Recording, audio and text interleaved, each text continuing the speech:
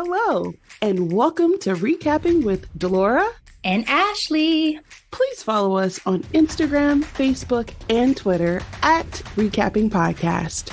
Also, rate, review, and subscribe to our show on your favorite podcast platform. We're on all the things. We want to hear your thoughts on the movies and shows we review. Leave us a comment on Apple Podcasts or our YouTube channel, and we will read them during the show. Or reach out to us on social media. We love talking all things entertainment and pop culture with you. Thank you guys so much for listening. Thank you. Hello, Delora. Hey, Ashley. Back for another week, another recap. This time, as I said, did not find a project that I necessarily wanted to do that was new, that was spooky for spooky season. But this one gives us plenty of scares in the form of what can happen to the fragility of the male ego when one significant other surpasses them in certain ways. So our recap for today, Fair Play, newly released on Netflix, came out October 6th. Quick summary for you guys. An unexpected promotion at a cutthroat hedge fund pushes a newly engaged couple's relationship to the brink. Do you enjoy finance projects? Because finance is not an area, even though I technically work in certain ways with finance. Yeah. It's not an area I love as far as content. So I try to learn a little bit along the way.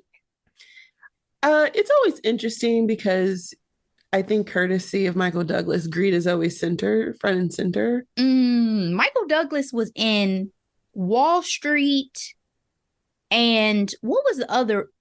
Disclosure. He did a lot of like workplace situation, like in the 90s films. What was the other one? 80s, 90s. You're right, 80s, because the one with him and Glenn Close was 80s. It's Basic Instinct, Fatal Attraction, Wall Street. Yeah. And then there's one more I can't think of right now where it was like a game. The Game. Was it called The Game? I think it was called The Game.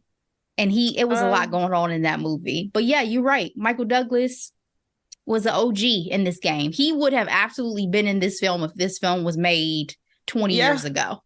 Easy. Yeah. Now he's a lovable grandpa in Ant-Man, but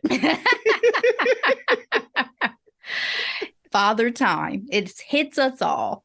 But I just wanted to ask that question because when I was thinking about this movie for the recap, and once we give our grades and all of that, I think that also has an effect on my grade. So let me give a little bit more detail for you guys real quick. So this is written and directed by Chloe DeMont. Were you going to say something? Yeah, I was going to say the last financial movie that I enjoyed was The Big Short from 2015. I watched that as well. Cast, Phoebe Dynevor as Emily and Alden Ehrenreich. I hope I'm pronouncing you guys' names right today, as Luke. Reviews, Rotten Tomatoes, 87% critic score, 51% audience score, 75% of Google users gave this film a thumbs up. Delora, what is your grade for Fair Play? Well, let me first start off by saying this movie should have been entitled Red Flags, because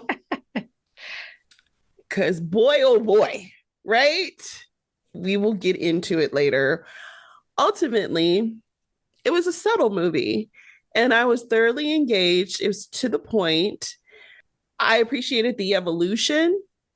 I was entertained. I give it a B. Okay. As I said, I think because I'm not a huge finance person, a lot of the jargon goes over my head. I think it's interesting. I think it's informative. It's obviously always this pressure cooker feeling when you're in the workspaces of finance. Like when you watch projects, like it gives me industry vibes, the show from HBO in certain ways, even though that's set in England. And so that coupled with, I don't know if I feel like I got enough time in the honeymoon phase before the just fall off a cliff deterioration that we're going to find ourselves in. I wanted a little bit more of that honeymoon. You wanted more of the journey. Yeah. So it's like a C for me on this project because I am so happy to see stories being told by women always. And this is an important story to be able to see and to be depicted and to have an understanding of and a relatability to and all of that. And Chloe said this was just a story that was burning inside of her. She felt like she just had to tell. And I so respect that. But as a viewer, I just was, my vibe when I was watching it was like, oh my gosh, I despise Luke. I feel like the tension and the stress of it. And so it just was not my favorite viewing experience, but I appreciate the storytelling for sure. So, and to that point, I do like finance stuff, right? So for me, I'm like, oh yeah, this is interesting. Like, you know what I mean? I'm like, he's a fucking idiot. Don't listen to him. He doesn't know anything about the markets. Go with your gut.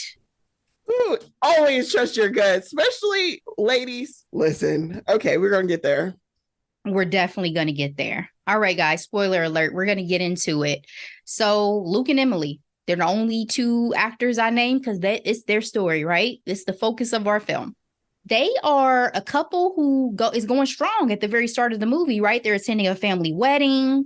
After a little, I guess we're gonna call it mishap in the bathroom, Luke proposes, but Emily is reluctant. Like you can sense a hesitation on her part to say yes. So off the bat, Delora, how did you feel about this couple when we meet them? And what do you think of Emily's hesitation to accept Luke's proposal? I felt like he was absolutely like in the infatuation stage of the relationship. And so much so that I'm like, oh, he's more in it than she is when she was shocked to see, you know, the engagement. I did like this setup because obviously we learn more about the couple as the movie goes on. But to me, I'm like, any man who's not afraid of blood, you know. When have we ever seen this depicted on screen like this before? That it had to have been a woman director. Exactly. That took me aback the first time I saw it because remember the hoopla over Ryan Gosling giving Michelle Williams head in that film that they did together? It was a like, Driver? It was Blue something. Moon, right? Something along those lines. And that's why the movie ended up getting like an NC-17 rating and all this stuff. And so I'm like, look at this now. No, but what happened? It was just the depiction of them having a sexual scene where he was giving her head that they made it seem like was just so salacious at the time, right? And so now we're at a point where not only is he giving her head, but she's on her period, and it's a whole situation. You know what I'm saying?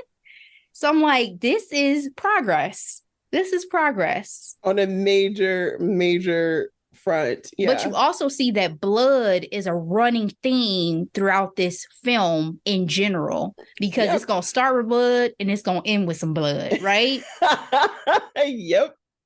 So first time I was watching this, and even the second time, I agree with you. I felt that infatuation. Like, even though they've been together, I think they say 2 years, you feel that early stage. We still excited. We still love fucking, you know, we going strong. You know what I'm saying? We about to go have a quickie in the bathroom.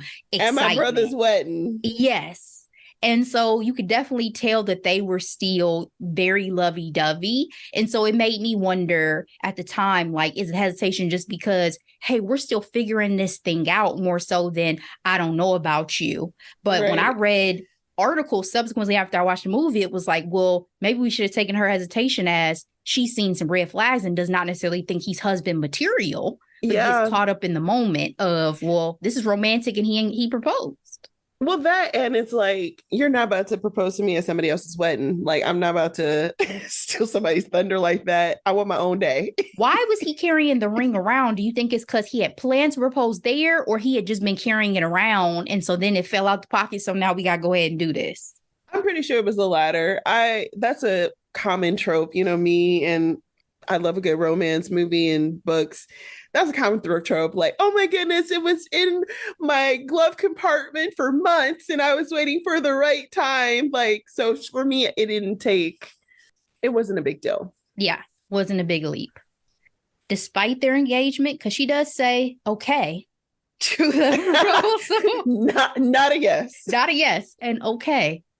We discovered that they work at the same finance firm and act like mere coworkers professionally. So my thought was like, how is this going to work? Yep. Y'all are engaged now. When are we going to tell people?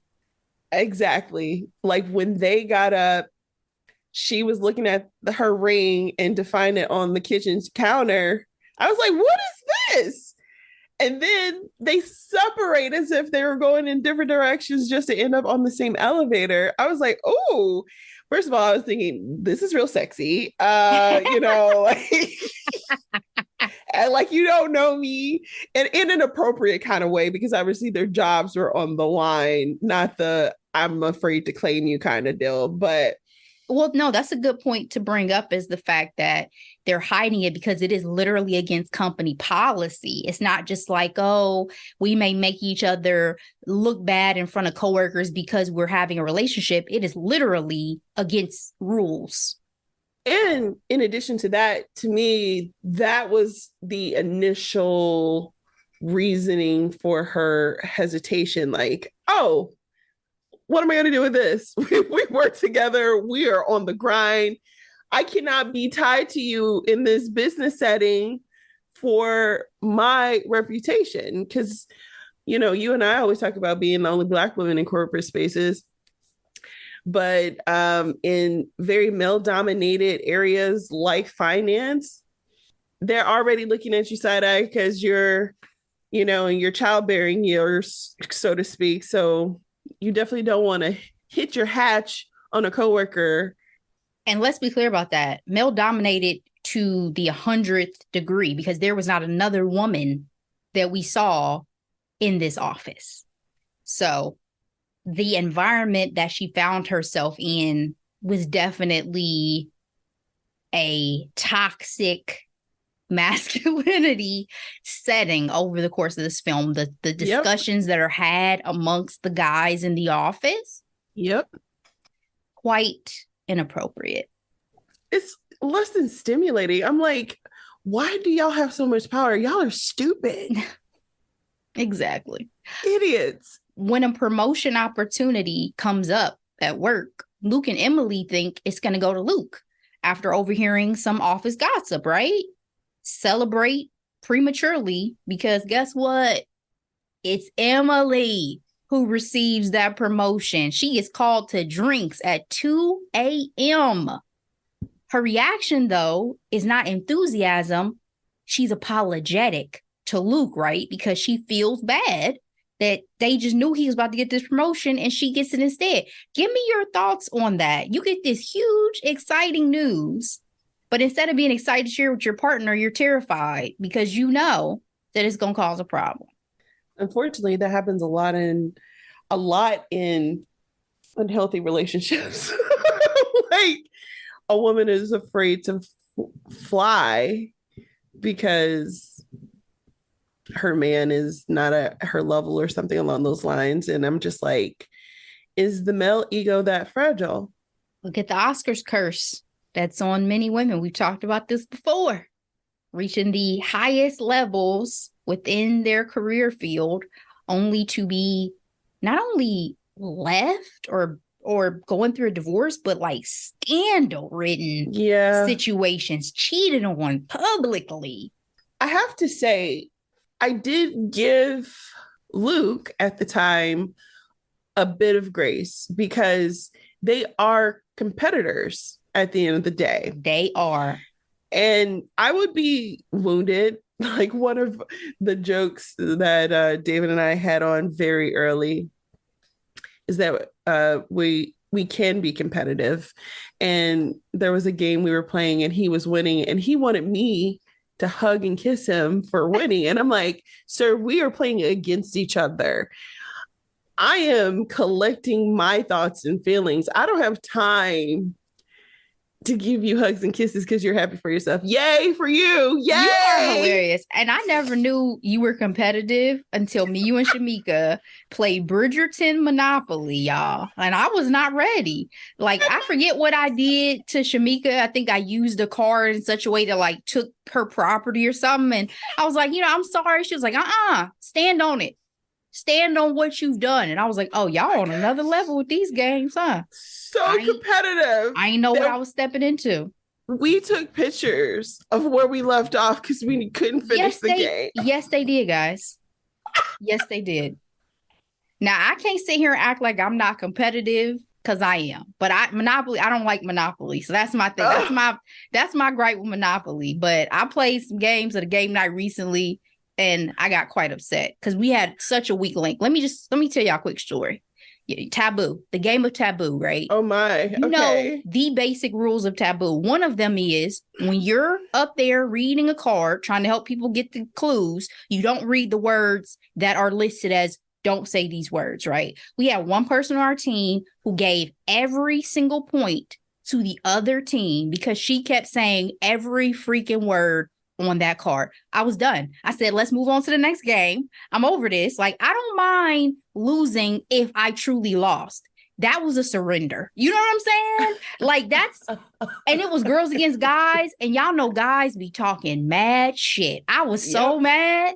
I was like, let's move on to the next game. I can't take this.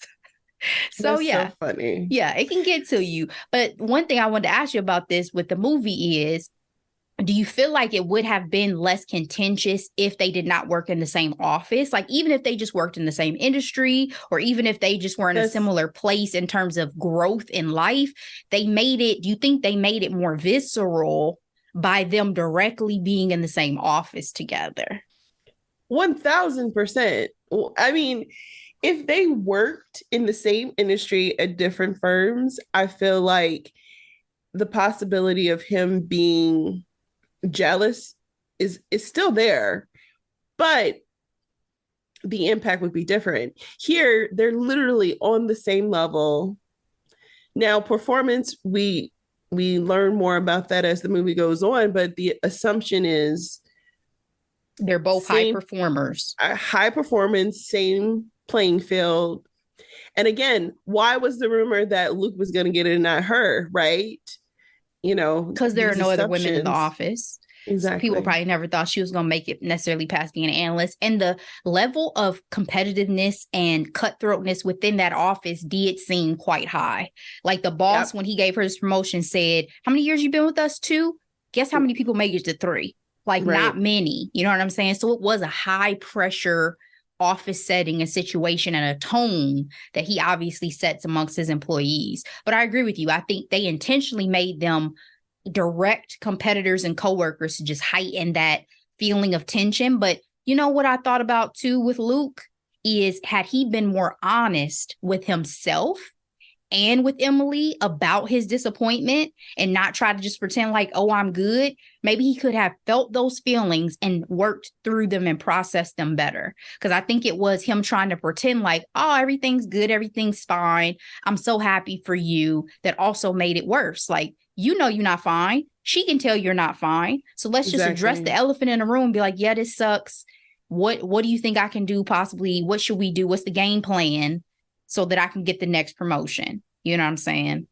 So wish he had handled it better from the outset, but things begin to go to shit, right? Emily tries to help Luke optically at work because he is working under her essentially when she gets this promotion. He is now her analyst. Yep. And so she's like, I want to help you get the next promotion. But over drinks, Delora, the boss, basically tells her he's just waiting for Luke to quit. Crazy. Ouch. Would you have told your man what he said? Because she didn't. Whoo! I think she knew she was dealing with a fragile heart and decided not to say something. Truly fragile. Me personally in relationships, I'm too blunt, you know, I'm too to the point. I remember one time I told Dave, I was like, am I too straightforward? He was like, if I had a problem with that, we wouldn't be together as long as we He's like, I know who you are. And I'm like, yeah, because I don't like when things fester. And I feel like, again, speaking to the initial hesitation in the engagement, she didn't have that level of confidence in her relationship to really be honest with him. Although I would have said something. I would have definitely been like, you know what Bob said? I also think it's delicate, right? Because it's like, how do you deliver that news to him? Maybe that's the part she hadn't figured out yet. But I do think it would have been important to disclose it for his own future, right? To let him know you're climbing a ladder that towards somewhere you're never going to reach. Because you could tell by the boss that he's a no nonsense type of guy. He's made up his mind about you. He said literally he hired you as a favor. Okay. You're never going to make it to the next level. So yeah, that was something that I felt like she should have been honest with him about. But as I said, Luke acts like he's cool. And yet slowly but surely that facade unravels. He's no longer affectionate. He's not in the mood for sex. He criticizes Emily. I was like, wow, he's out here just tearing her down wherever he can. And I'm just like, there was nothing wrong with her outfits before calling her a freaking cupcake. I was like, she was cute. He felt some type of way because she was telling him he didn't need whatever expensive training course he decided to pay for. That was $3,000. So he was upset that she wasn't on board or supportive of that and felt like he needed to lash out. But again, there's a lot that could have been discussed and communicated between the two of them that was not.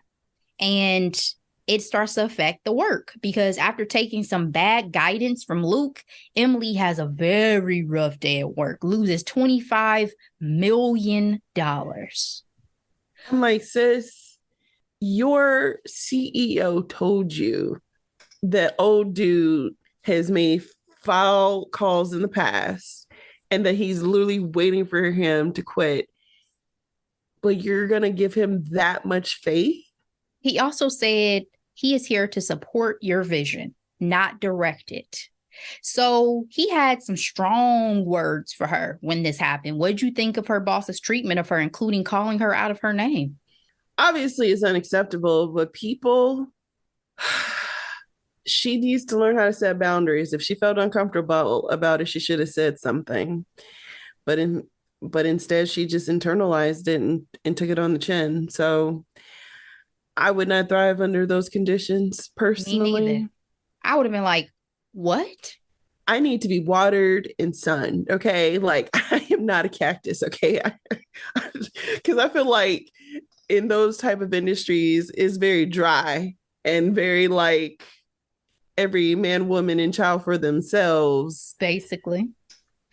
I think the disrespect really struck a nerve with me during that scene of like, is this even a place that you want to be, Emily? Like, yeah, we've seen his level of disregard for Luke, but how long is it going to be until he turns on you when you're no longer valuable to him? This is one occasion where you've lost money. Obviously, literally other coworkers have lost money. First time. Yeah, exactly. And this is how he treats you. It like every relationship, there's your work relationship. And, you know, the saying is, you need to know how your partner is when they're mad in order to know if this is in all facets before you lock it down. Yes. And it's like, this is the first time and you're literally smacking me in the face with this? No, thank you. Effing bitch is what he called her twice to her face. In her office in front of another colleague. Toxic work environment, guys. Insane. Do not accept this type of behavior in the workplace. You can find somewhere to go and be treated much better, especially when we heard her credentials, right? At 17, she was published in the Wall Street Journal. She was a rising star. She pulled herself out of wherever she grew up. She did not have a silver spoon in her mouth, made it to Harvard. You know, he said, you've run circles around your peers, right? So Emily was going to be successful no matter what firm or what hedge fund she found herself in. That's the vibe that I got from her stature and her accomplishments so far within this film. And so I'm like, you don't have to take this. You don't have to accept this, Emily. Don't let these men treat you like this, right? But luckily, she does turn this situation around by trusting her own instincts, which is what we were talking about at the very start, right? Because she wants to, you know, bet on this fund that is kind of litigious. There's some litigious things going on with it. Luke wants her to go in a different direction, but she sticks to her guns and she's right. I literally have in my notes, she always had what she needed to be successful herself. I was like, he's a fucking idiot. Trust your gut. That's all I would say. I was like, you are just getting egg off your face and you're going to let him talk to you And and tell you what you need to do. possibly get caught for insider trading. No, thank you. Trust your gut. You didn't get in this role for nothing, right? You're here, not him. And I think it was such a good moment to reflect on too, because not only are you listening to your gut and trusting yourself with a fellow coworker, but also a partner, right? Where sometimes we invest so heavily in our relationships with the people who are closest to us that we value their opinion and their voice more than we value our own. Exactly. And so true. Yeah, in this case, it's like, nah, girl, trust your own voice. Let your conscience and your own instinct be your guide. And that commission check of $575,000. Ashley, I was like, if I got that check today, insanity. That would be insane. This is why I need to learn about finance, because what?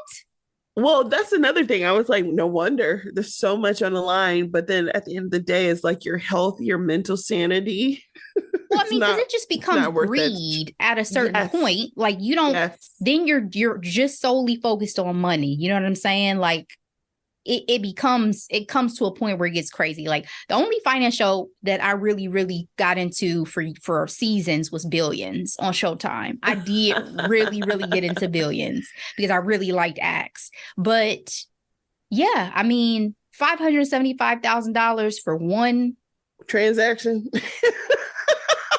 I'm in the wrong business, baby. I'm in the wrong business. Ashley. That's more than many people's net worth that they'll ever have in life. So, damn. When another promotion comes up, Luke literally gets on his knees. This man was on his knees a lot in this movie to beg their boss for the job. He says the company is his religion and the boss is his God. He says that the boss is the reason why Luke even got into finance after hearing him speak at a thing when he was in college. It explained so much and was quite embarrassing. Please give me your thoughts, because this scene was one of the most pivotal scenes of this entire movie to me. I was thinking, there's no way this is worth it. Like, doing entirely too much for me. He came in so hot. Just for the man to figuratively smush him in the face. Basically, he said, have you met the new guy? He's the new PM. Is there anything else you need to get off your chest? I mean, he didn't even acknowledge the words you said about his influence on your life, on your career. Nope. He looked down on you for damn sure. And you made a fool of yourself. But it explained so much because you kept wondering why he was so gung-ho about staying at the firm. Because Emily was telling him, like, I can put your resume out to Avenue, another hedge fund, whatever. This firm just does not want you. I don't think it wants you. And he didn't want to hear any of it. And what they say, go where you're celebrated, not tolerated. Girl, I'm like, this was like, if I ever saw somebody do something like this at the workplace, I'd be like, kid, let's go have a chat. This is not healthy. And for him to revere the boss in this regard it seemed very unhealthy. Instead of quitting, though, like a normal person, Luke disappears after a big fight with Emily. They laid it all on the line. It was ugly. And when he finally shows up back at work, he is drunk. He spills the tea on him and Emily and has to be escorted out of the building. How do you think you would have reacted? Girl, I would not have acknowledged him. I would have kept on with the presentation until he brought it to the room. I would have just continued to do my job because it was obvious that he was a lost cause at that point. She had still been covering for him. She had another analyst, covering his job for him. She was leaving him voicemails concerned about him. I'm like, Emily, this man clearly does not want to be bothered. And why are you still fighting for this relationship? This relationship is over, in my opinion. What are we fighting for at this point? But I'm not in love. And I know love can make you blinded to a lot of things. But as soon as he walked up in there drunk like that, I would have been like, okay, I'm gonna go get security real quick. Like, I don't even think I would have given him the opportunity to have the display that he had. Like, the boss is too laid back. You can tell in multiple scenes throughout this movie, whenever there's been any type of incident, violence, you had the one guy who was breaking everything in his office when he got fired. Yeah. Boss didn't blink, right? He's used to this level of chaos around him, of people's reactions. But if I'm Emily, oh, you ain't getting 2 words out your mouth, bro. Because I already know how this is about to go. I'm gonna need to get you up out of here. Because you about to do too much. And he did. And he absolutely did. But the way he put her on Front Street like that was insane. He said, she did say, if I ate her pussy, she would give me a promotion. I was like, woo, Chile. Imagine being a coworker that day. Ooh, I would have been going home cackling. I did not believe the shit that happened at work today. Woo-wee. So we got to talk about this engagement party. Against their wishes, Emily's mom, her mom was a trip throughout this completely uncalled for. I mean, to be fair, yes, Emily should have had better communication, but I'm also going to need mama to take a hint. I'm going to need you to have several seats. If I'm not calling you back, if I'm not texting you back, that means that I don't want to be bothered, disturbed, whatever right now. I'm going through some things. I got to figure my stuff out. So for you to take it upon yourself to then throw me an engagement party, now granted, you should still be respectful. Like, there was a text she sent to her mom, like, who the F is Debbie? Oh, no. You don't, no. You're tripping. No. But her mom definitely, their relationship did not work for me. I was like, you're doing too much. You're being disrespectful. And then you've taken it to an extreme. Going and telling Luke's parents behind their back about the engagement? Yeah, I thought that was like flag number 1 for me, though. I'm like, so first of all, you're excited about proposing to me, but you haven't even told your parents. What is that all about? And then I was convinced that he might have changed those locks because I didn't trust him after a while. I thought he had changed the locks too when he kept saying you're using the wrong key. I was like, What type of games are we playing, sir? Exactly. So the mom goes ahead and throws them an engagement party, and it obviously goes to shit. It was scary that Luke still showed up to the party. Like, I felt like how she felt. Like, are you insane? After that display in the office, you still have the audacity to be here. Ashley, I'm not gonna lie, it was cathartic when she threw that bottle at his face. I was like, something needs to give. I don't condone violence, but since we are in this world, it felt like finally something, a wake-up call for him, because his actions were abhorrent.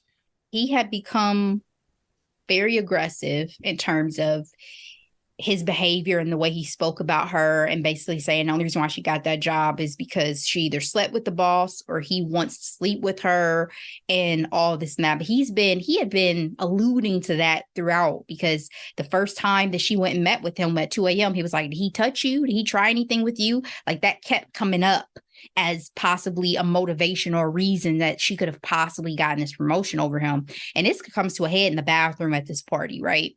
Like, they get into it. He ends up shoving her against the door. They have what starts as a consensual sexual encounter, and it turns into rape. Flat out. 'Twas rape. Period. I can't say that I expected it to get to this point, because even on my first watch, I think I skipped through. And so I didn't even realize that he had raped her until that final scene between them. And she says that. I was like, hold on. What did I miss? Because I was just like, at this point, like, let's just cut to the chase. Where are we going? And so then I realized, and I went back and watched and saw how that scene progressed. And I'm like, so again, Luke at his lowest moment of realizing that his ego and all of that have been so inflated and has just been completely, destroyed with Emily telling him, like, you're pathetic. You are never going to reach the point that I'm at, X, Y, at least with this firm, X, Y, and Z. So then, as they always say, rape is not about sex, it's about power. Power. And that was his only way to try to restore his power over her, his dominance over her. I have to say, I was looking at Emily's character like, why would you put yourself in a vulnerable position with him at this particular state? Like, I'm not blaming her for it, but I was just like, oh, he literally pushed you against this door. Don't give him the water. Like, you know what I mean? But you never, especially because of their relationship, you would have never had your necessarily guard up in the same way you would with a man you don't know and you have not had a loving physical relationship with up until that point. Like, you just wouldn't. I didn't think that that's where we were going. Like, I thought they're going to have some hate sex and we're going to move on. You know what I'm saying? Like, I didn't foresee that it was going to turn into a rape. And that is horrific. It made me so sad. It was gross. Yeah, that happened to her like that. So, the next day she's covering up the bruise he gave her from slamming her face into the sink. You know what I'm saying? And yet he pops up at the apartment like, oh, I'm moving out. I'm about to move to San Francisco. I'm going to get some money to start my own firm, which, by the way, for him to have gone as hard as he has, but have connections to start his own firm, that is wild as fuck to me. That is one of the wildest things. Well, like, they alluded to his father having connections or somebody in his family having connections, but yeah. His brother. I'm like, so you mean to tell me you went this hard throughout this whole movie? You blew up your whole relationship and you had the means and connections to go off and do your own thing at the drop of a fucking hat, even with the display you put on in that office. We would be blackballed from the industry, Delora. Easy. But Emily said, oh, you think you about to just pack up your shit and move to San Francisco? Oh, no. You're going to apologize to me. So as I said, we start with blood, we end with blood. She drew a knife and she drew blood. She said, you're going to apologize. You are going to say that you are nothing. And he did. She's like, I want tears. He was on his knees yet again. I think what's interesting about this story that I do appreciate is so many women aren't able to confront their toxic relationships head on ever, of saying like, you know how hard I had to work in this relationship just to juggle my real life hard ass job and your emotional state when I get home. And you put me through the ringer because of your fragile ego. And now that we are officially over, you're going to act like none of that happened. She's like, oh, no. Somebody got to pay something, You're going to play with this blood. Like, either you're going to apologize or I'm going to draw blood. And that's exactly what she did. I mean, to your point, that's my last question was this satisfying for you? And I think there was a catharsis that obviously she got a chance to experience in this last scene, because to her point, he had terrorized her, right? He had terrorized her and then he raped her. So this was her in the final scene of the movie, taking that power back, using, I mean, again, it's not great that we've had to resort to violence throughout this movie, but using the means she had to bring this man to his knees and to understand what he's done. But the only thing that I'll say that I felt in this final scene was, is this just going to be a blip in the story of his life? Like, in 5 years, is he going to be the man at his own firm with his little wife and 2 kids and a white fucking picket fence? Probably. And she's going to be resorted to that crazy ex. I don't trust men who call their ex crazy. Oh, no. I think it's definitely impactful to hear about the way, I think I've said this before, the way people react when things end says a lot about character. And so I want to hear about all of it. I want to hear about your feelings and thoughts throughout it all, because yes, sometimes people do things and it's messed up and, you know, you have the legit feelings and all of that, but it's important to hear it. It's important to know and to understand, because you could be next, right? So give me any final thoughts you have about this film. Again, I think ultimately this film was essentially like a representation of like what powerful women have to go through when navigating relationships, especially from a heterosexual position. I should clarify. It's just, it's insanity. And is it like nature versus nurture, where it's like she literally was drinking wine, showering with him, celebrating the rumor that he got that job. They even joked about me or the job, and he was like, oh, it's the job. And that was foreshadowing for sure. Absolutely. Like when it came up about the promotion, he was like, are you jealous? And she was like, I was never threatened, right? That's the difference. I believed in myself. I believed in my talents. Exactly. I do feel like she should have had better boundaries with communicating with her boss, because like 2 a.m. I'm like, oh no, I'm not answering anybody's phone call at that time, let alone work. Like I am asleep. But it was an interesting film. It was definitely a thriller. I was concerned towards the very end though, because I'm like, I didn't want him to flip the knife on her, because again, he has shown his ability to hurt her physically. So I just didn't know what that was going to end like. And so the way it ended, I was like, oh, okay. I will say I despised Luke. I despised him throughout this, pretty much the entirety of this film. And I felt that Emily lying to her boss about Luke stalking her was so easy to disprove if the boss had wanted to. Because what addresses are y'all putting on your paperwork? Exactly. Y'all live together. Y'all been living together. Do we put steal some other addresses to try to not have a paper trail? You think no one has ever seen you guys together? Like, it would have been so easy to disprove. So I would be more, if I were her, mindful of that, cautious of that moving forward. Obviously, she's lucky that that boss basically said, like, I don't care. Yep. I don't care like, who's to blame. The truth is relative. Yeah. He's like, right or wrong. We all step in shit. Just let HR clean it up. It don't matter. Do your job. Do what I pay you to do. That's all I need you to do. Make that money. But I think she needs to be more careful because, again, being in the industry she's in, being a woman, I do think that you have to be able to navigate it and have a cleaner slate than some of your counterparts. Keep your nose a little cleaner.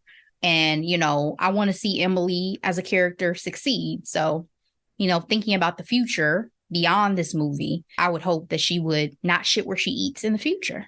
Exactly. Tough lesson to learn, though. That was some Tyler Perry level shit. Remember when he gave her AIDS and a limp? I'm like, damn. Oh my gosh. For a woman, never mind.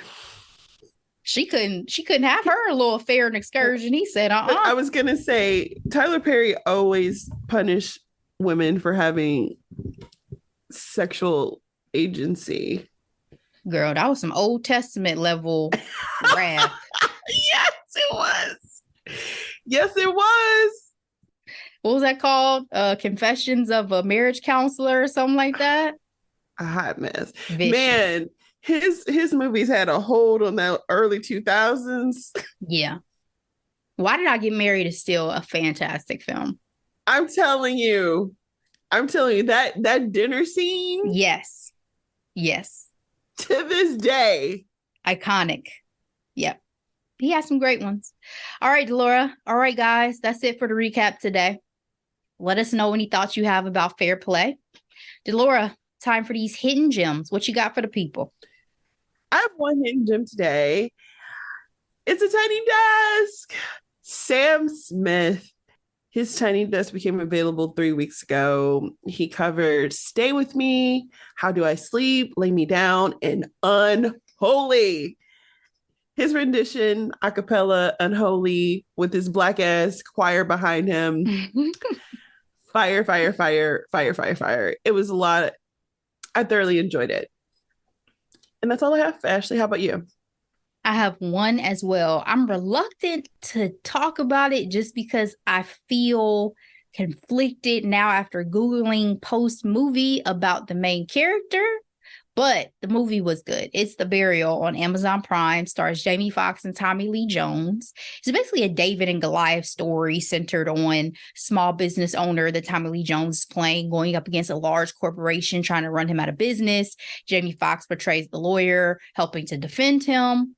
But it's the real attorney that I Googled thereafter that has given me pause because he's had some serious allegations leveled against him.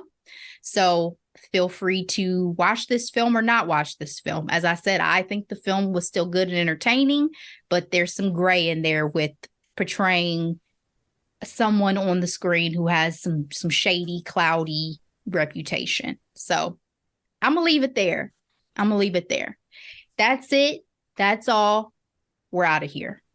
Really quick. Yeah. Tommy Lee Jones has had a hold on my movie watching for a very, very long time. I didn't know he was still out here acting. Yes, he is. Yeah, Journey Smollett is in this film as well. Like I say, it's a good film. Like we really enjoyed it. I even had one of my friends recommended it to me, not knowing I'd already seen it. My brother was talking about it. So like it's a good film on Amazon Prime. Like I said, it's murky with the real character. And I know that some of the folks who he's represented have felt some type of way about this movie, right? Because you're having, like, he's shown in such a great light in the movie. So that's why I say I feel conflicted. But the movie itself was really good. So anyway, we'll get out of here, guys. Thank you so much for listening. Please leave us a rating or a review on Apple or Spotify. We appreciate it. Share this episode out with people you know, people you don't, social media, all the things. We will be back soon. We're taking a little break next week, but we will be back with more. Stay tuned. We appreciate y'all. As always, be blessed. Bye.